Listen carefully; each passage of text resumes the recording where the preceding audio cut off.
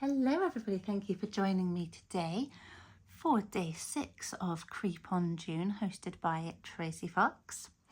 If you enjoy these videos, please do like and subscribe to my channel if you haven't already. And if you've been following me for a while, thank you so much for returning.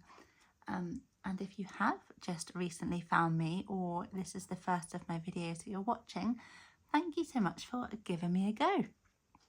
I am just so grateful to all of you for coming to watch my little channel. Now, if you have only just found me, on day 1 I ran through what I've come up with as a theme for Creep on June. So if you missed that video, I've linked the playlist in the description, so check them out and hear the first few episodes of this story. The kit itself is inspired by Edgar Allan Poe, and I've gone down a story route of Edgar coming to England for some inspiration. So, day 6. Shadowy, shadowy, yet unbroken, is a symbol and a token, how it hangs upon the trees, a mystery of mysteries. And that is a continuation of Spirits of the Dead from yesterday. So another relatively sunny day, Edgar heads back to the forest as he was so enamoured by the cemetery he came across yesterday. And he's still feeling in the same headspace to really focus on this poem, which is as yet unnamed. He finds the cemetery and he ponders upon the ghosts that must roam from the gravestone. He wonders if they come out at night and have a ghoulish party. He considers coming back here at night one day, now that he knows that there's a route he can go that isn't along the seashore. Tomorrow, he thinks, I'll spend the daytime reading, and then when the sun sets, I'll come back and see what happens here in the darkness. As he's been thinking, he's been wandering further into the woods, and he realises he's been standing in the shadow of a large weeping willow. The pictures it casts across the mossy floor looking mysterious, and akin to monstrous fingers from an old crone coming to take you into her lair. As the sun moves, the shadows twist and turn into different shapes, sometimes human looking, sometimes not, but always as if it's something alive and is going to creep out of the shadows to devour the living.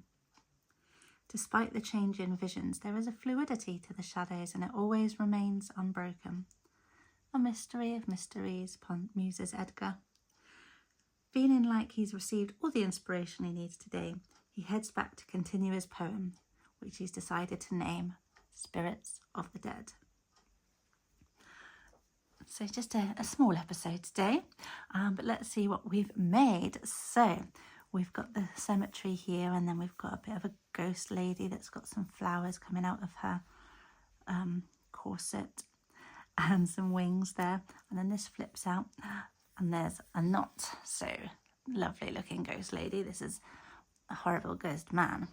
And here it just says Spirit of the Dead, and Spirit and Dead were both a couple of Release the Craft in words that I grabbed out, and then that was just some Tim Holtz words.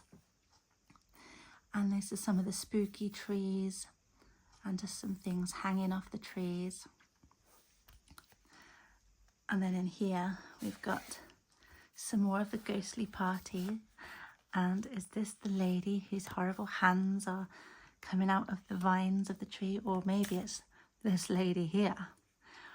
But this is the big weeping willow that Edgar stands under, and all of the shadows look like creepy fingers coming out.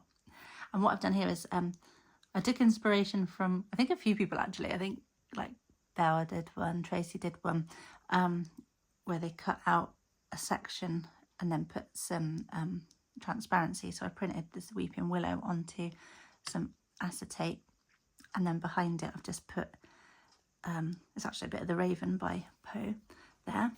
And then we've got this, the Grim Reaper, that's just hanging out in the graveyard waiting for his next person to take.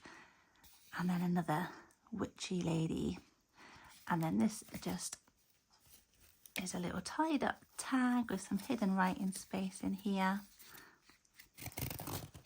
and a skull, so you can write on there.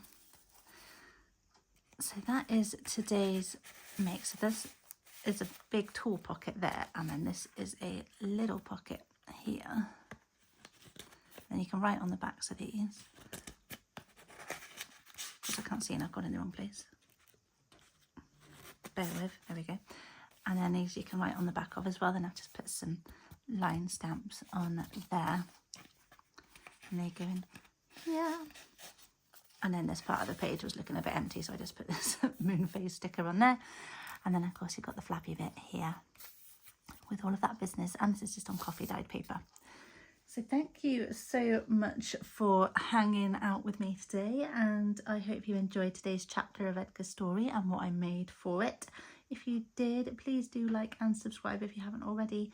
Turn on the bell so you can be notified of my next episode, and I would love it if you would also leave me a comment. Please let me know what you think of today's story. So thank you so much for joining me, and I will be back tomorrow for day 7.